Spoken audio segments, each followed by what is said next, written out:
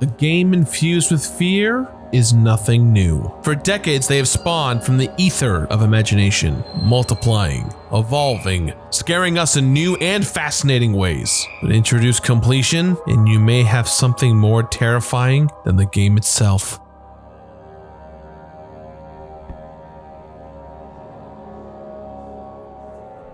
Eyes up, losers. This is Gerard. Sup, Gerard? Sup, guys? What the dizzle? I thought we said no newbies. Yeah, but Gerard's got this jawsome tale to tell us. It's called Amnesia The Dark Descent. I've beaten that game before. We all have. Yeah, but Gerard's the completionist. He doesn't just beat the games, he completes them. Whoa. Yeah. That's right, dude. I'm sure the last time you all played Amnesia, there wasn't achievements or a hard mode in the game, now was there? That's right. May I?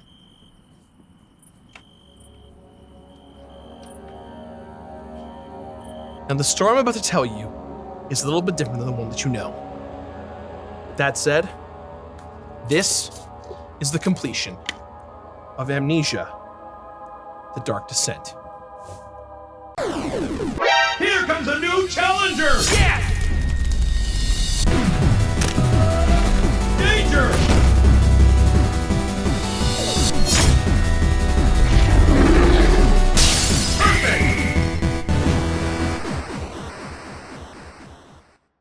I love it when a game makes me laugh. I love it when a game makes me cry. I love it when a game makes me feel powerful. And I love it when a game is really, really scary. When it comes to the survival horror genre, more frights equals more fun. So with this being the season of frights, I was ready to sink my teeth into a scary game and have some fun. So what to play? Well, when I look up horror games, I get a lot of top 10, top 20, top 30 lists, and I start to notice a trend here. Not only is Amnesia The Dark Descent on pretty much every list, but it's usually ranked pretty damn high, sometimes even number 1. I learned that I had lingered in the safety of candlelight for too long, and my leap into The Dark Descent was far overdue. In my horror game research, I also noticed a trend with Amnesia that went deeper than just being well received. Article after article, review after review for the horror hits of the past decade kept drawing comparisons in the same game from 2010, Amnesia The Dark Descent. Although games like Alien Isolation, Layers of Fear, and the short-lived nightmare that was PT probably wouldn't have existed if it wasn't already for Amnesia, other major horror titles absolutely would not exist if it wasn't for Amnesia. For example, the success of Amnesia would allow Frictional Games to later make the likewise successful Soma, and Amnesia Mod was the prototype for what would become Gone Home, and Amnesia was simply called out as a major inspiration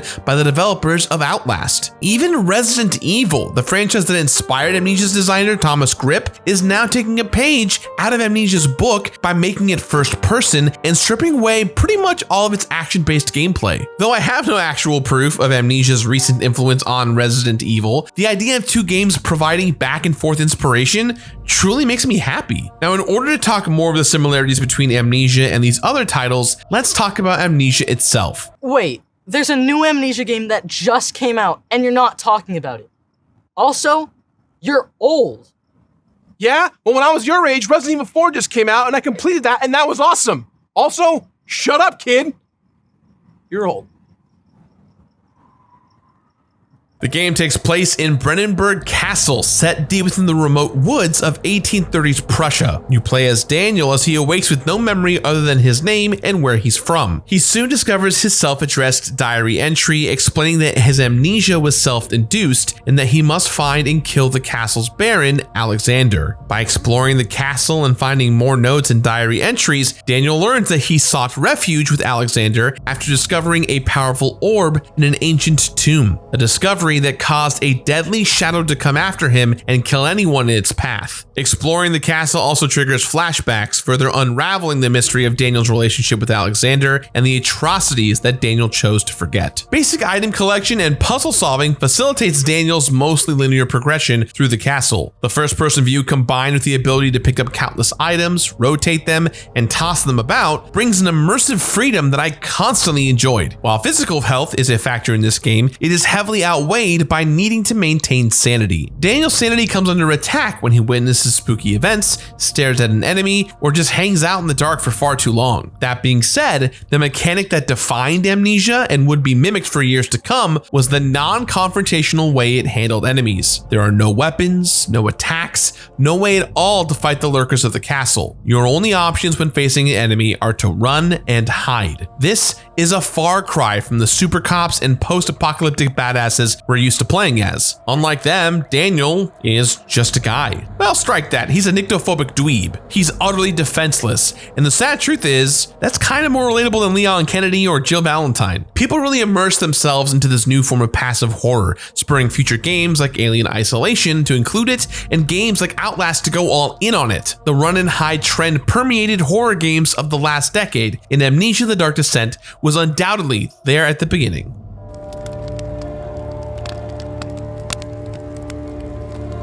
I can't imagine injecting players with fear without first dousing them with immersion. An electric toaster of fear won't do much damage on its own, but throw it into a bathtub of immersion and you have a pretty macabre metaphor here. More often than not, stunning artwork and graphics provide the conduit for immersion. But in the case of Amnesia, sound design is the unsung hero that opens the floodgates of fear. The primary collectible found in various nooks and crannies are the tinder boxes Daniel uses to permanently light up lamps, candles, or fireplaces. Finding every tinder box yields the Illuminatus achievement and required me to linger in areas longer than usual so as to not overlook any of them. Spending more time in each area unwittingly drew more of my attention to Amnesia's audio. The atmospheric sounds, the music, the hallucinogenic dialogue, this asshole's groans.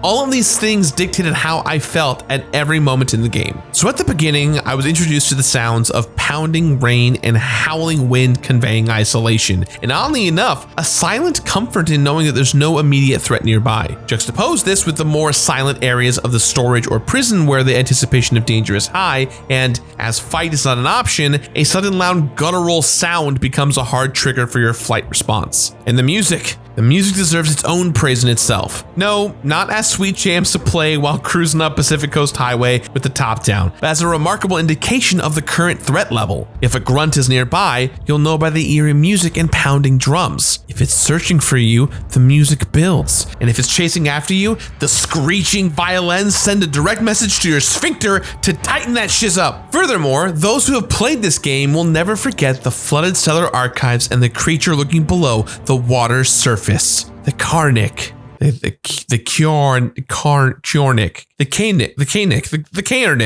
the Kerk. So while I am personally unsure of its pronunciation, I am sure that stepping into the water cues some beastly sound effects and heart-pounding music to warn you that the creature is about to eat you alive. Just as you think you've traversed the cellar archive safely, the music and sound effects blare even louder as this invisible deathfish gives chase to you throughout the cellar's remaining rooms. Your ultimate escape comes when you reach the black hall. Panic music fades into the sounds of a peaceful choir, and you are rewarded with both the escape artist's achievement and a little respite from the horror. And I have to say, the significance of the game's music was never more clear than when I transitioned to hard mode. Completing the game on this difficulty was required for the masochist achievement, but let's face it, you know I'd be getting to that even if there was no achievement tied to it. Though not a part of the original release, Amnesia's hard mode managed to up the difficulty by heavily decreasing items and save opportunities, changing Daniel's potential insanity from a setback to a game over death, increasing the threat of the enemies, and removing the music that telegraphed an enemy's whereabouts. I was actually surprised by the added challenge that removing threat music created. I found myself relying more on the sound effects of a creature's moans and breathing, which, with the aid of headphones, proved invaluable. Side note, word of advice for anyone planning on picking up Amnesia: play with headphones. Not only does the output of multi-directional sound make the game a hell of a lot more immersive, but it is maximum clutch in sensing enemies' whereabouts, especially on hard mode. So all this talk about how awesome the sound is leads me to another point that I feel needs to be addressed, and some of you might not be ready to hear it. Amnesia's sound design is the crowning glory responsible for the game's immersion and compensates for severely weak visuals. Exhibit A. What the f? These are by far the derpiest things that have ever derped. This is what I've been running away from? All right, look, whoever came up with the mechanic that staring at these creatures reduces your sanity deserves a goddamn medal for damage control. I honestly feel like that concept was introduced just to protect us from noticing this. With sanity at stake, I spent so little time looking at them, and thank God that was the case. I realize now that what I was running away from were moans, groans, and screeching violins, not whatever the this thing is supposed to be. All right, now that I've got that out of the way, let's look at the environment, shall we? Here, we have a crumbling stone room. And here, we have a crumbling stone room. Oh, check this out here. This is a crumbling stone from this crumbling room. Kind of reminds me of this crumbling stone room. We do get some brief moments in the more modern looking archives and study, but man, do I miss me some crumbling stone room. Ah, there you are, crumbling stone room. I was looking all over for you. All right, look, I get this is an old castle, but damn, you think we'd get a little bit more like a courtyard or something in here. And as masterful as the audio is, Amnesia relies too heavily on it. Sure, I agree that some things are better left unseen. I'm glad that the Kjork is mostly heard and that its visuals are reduced to a trail of violent splashes. Like the movie The Thing, it proves that the greatest generator of fear is one's own imagination. However, couldn't we see just a little bit more in this game? There are those flashback audio cutscenes where Daniel remembers conversations with Alexander. Why not show Alexander walking beside Daniel instead of just having the screen go darker than normal? At one point, a transition occurs from Daniel hearing Alexander's voice in his head through uncovered memories to Alexander actively communicating with Daniel telepathically. Now, this transition is subtle, and missing it definitely led to some confusion. A simple visual for memories but not telepathy would clear up this confusion lickety-split. And then there are those who really dig deep into this game's story and speculate that Daniel and Alexander might be the same person, and the descent into darkness might actually be the descent in one's own mind, and that maybe we never see Alexander until the climax because that is when Daniel is forced to come face to face with his darker self. And that's an interesting theory, to which I say, you, me, and Edward Norton all saw Brad Pitt for 2 hours and 20 minutes. Show me more, Amnesia. Look, I feel like a part of my frustration comes from having to do 3 playthroughs of this game. While I was interested enough in the story to fixate on the audio-only cutscenes on my first go-around, my subsequent playthroughs had me focusing mainly on achievements, and those cutscenes became more of an unskippable impedance. If they had just had a little bit of visual flair, they probably wouldn't be so bad. Now, I'm not asking for anything explicit. Show Alexander move behind an obstacle to perform a gruesome task and return a moment later covered in blood. I could go on about the things that I think would be really cool if they were seen rather than just heard, from the farmhouse cutscene to a more detailed look at the various endings. But I'll just sum it up like this. Amnesia's audio is a masterclass in ambience and immersion, while its visuals are an uninspired, lackluster timeshare pitch.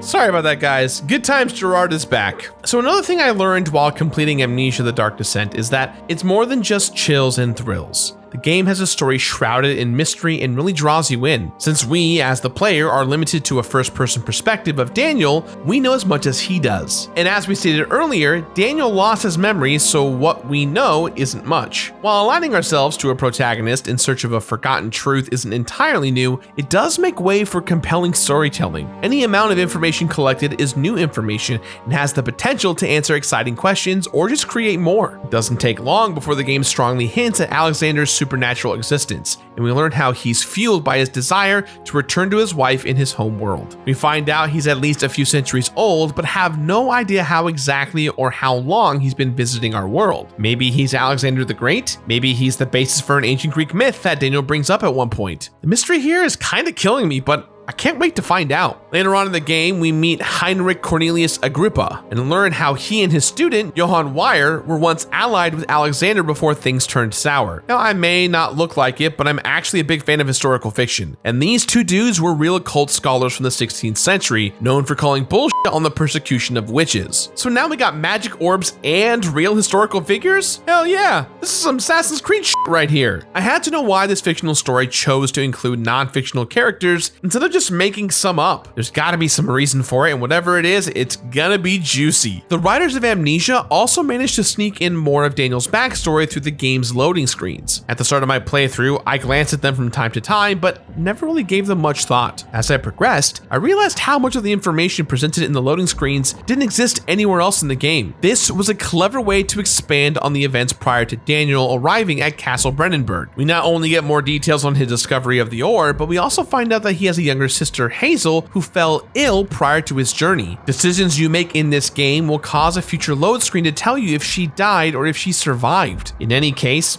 I felt like Hazel had to be a key piece of the puzzle here that we were supposed to solve by the game's end. Speaking of which, oh shit, I'm at the game's end. Man, that was fast, but the journey has been great. So much mystery, masterfully crafted. I'm ready to have the puzzle solved and my mind blown. Here we go! Ah!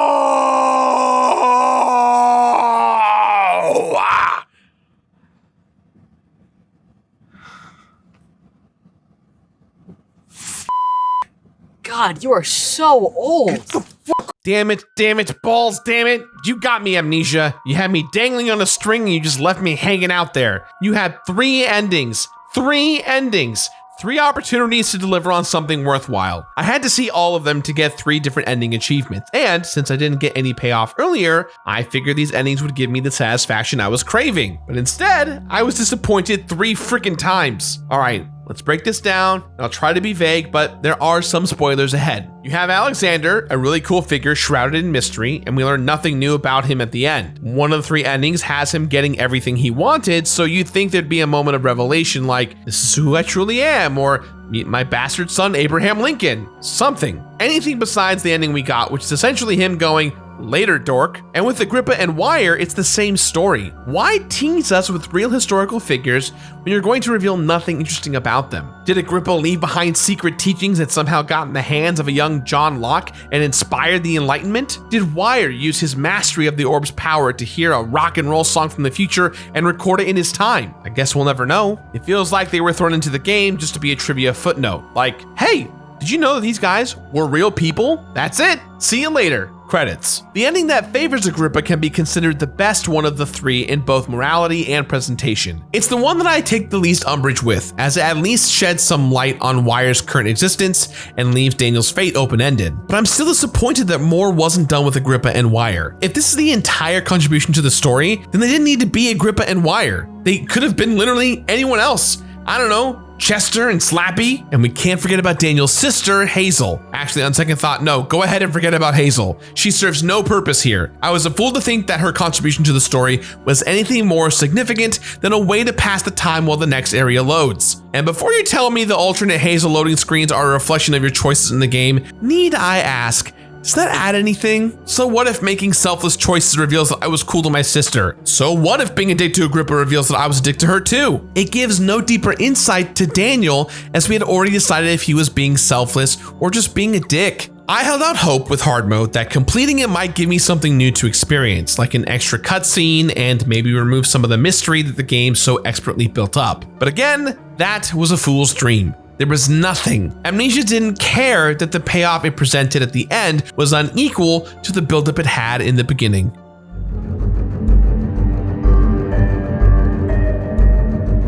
Amnesia The Dark Descent did not have any achievements when it was originally released. It wasn't the kind of game that needed them. Instead, it sought to reward the player with scares and an immersive experience unlike any other. With a re-release on all major platforms, however, it was forced to participate in the world of trophies and game scores, and decided to add a hard mode to give longtime fans something new. So with that being said, Amnesia was overall pretty forgiving. The achievement list is short and comprehensive, meaning I never had to do anything outside the scope of achievement hunting. But with that said, it did take longer than it should have, and here's why. I was through with most of my first playthrough when I became suspicious that my achievements weren't unlocking when they were supposed to. It turns out that I encountered a rare glitch, and I was forced to do a whole other playthrough on normal mode. I would have jumped straight to hard mode, but the Illuminatus achievement requires collecting all 151 tinder boxes, and hard mode drastically cuts out a chunk of them. It's an achievement that can only be unlocked in normal mode. So here we go again. Finding all those tinder boxes wasn't too challenging, but it definitely does feel like busy work. If there was no achievement tied to them, I'd just consider them simple consumables and wouldn't bother hunting every single one of them down. The easiest way to keep track of them is to not use them, and that meant I wasn't playing the game the way that it was designed to be played. But since I had already played through the game once already, and Insanity didn't have the same repercussions that I would come to experience in hard mode, I don't mind hanging out in the dark for so long and letting my vision get a little bit blurry. You heard me earlier speak about hard mode and how the removal of warning music added a surprising challenge. I'd argue, however, that the most significant challenge came from the lack of save opportunities. In normal mode, the autosaves pour like Manischewitz at a bar mitzvah. I never had to worry if I made a mistake. In hard mode, it costs 4 tinder boxes to save, and like I said, a huge chunk of them are taken out of the game. Since a hard save is way more valuable than lighting up a very specific corner of a room that I probably only visit once, I was once again refraining from using tinder boxes, at least in the way they were designed to be used, and had to take special care to remain near pre-existing light sources so as not to go insane. While hard mode does provide a significant challenge, I'm not sure if it's one that anyone asked for. I found it more frustrating than fun, more stressful than scary. Since insanity means death in this mode, I was careful in managing it. I avoided enemies well and rushed from light source to light source. However, there are those scripted moments in the game where you have no control over something that causes a loss of sanity. And when these moments happen back to back, you feel like you're being punished for the wrong reasons. Now, I'm not even complaining that hard mode is that hard. It's just that challenging for the mere sake of challenging doesn't make something fun. I was forced to focus on the more gamey elements that this mode threw at me instead of the delightful scares that Amnesia is supposed to be all about. At least someone had a sense of humor when coming up with a description for the masochist achievement at the very end of it. On the flip side, the 3 different endings and their respective achievements are a breeze to get. Each one is reliant on a choice that Daniel makes at the very end of the game. But I think my favorite achievement has got to be the one and only Nope achievement. Step 1, start a new game. Step 2, bail. Step 3, profit. Unlike some of the others, this is a unique achievement that totally belongs in this game. On my road to completing Amnesia The Dark Descent, there were 21 deaths. Mostly while running away from an enemy as I chanted, screw it, screw it, screw it, screw it, screw it. 3 full playthroughs. I would have gotten away with 2 if it weren't for them damn meddling achievements not popping. 23 hours of total playtime with a lot of time spent overturning rooms for tinder boxes. 151 tinder boxes found, none of which were used on my 2nd or 3rd playthroughs. 12 achievements unlocked, but only when they damn well felt like it. And despite the emphasis on passive play, 1 creature I managed to lure into a pit with great satisfaction. Amnesia The Dark Descent is filled with... Hey, dude. What's up? Nothing. Something's obviously wrong. Yeah, come on, Clarissa. Explain it all. It's just, I really liked Amnesia. And this guy had to go boof it all up. Boof it all up. All right, listen here, home fry. You probably thought I was illin earlier, and I don't blame you. You should know that as much smack that I was talking, I actually really liked this game. The scares are on point, especially because of the sound design, and the story did a great job of pulling us all in. The Dark Descent was a formative game, but many horror games have surpassed it since. As far as completion goes, this game was not designed for achievements or hard mode. It was an afterthought. So, with that in mind, everyone, I give this game my completionist rating of finish it. Finish it!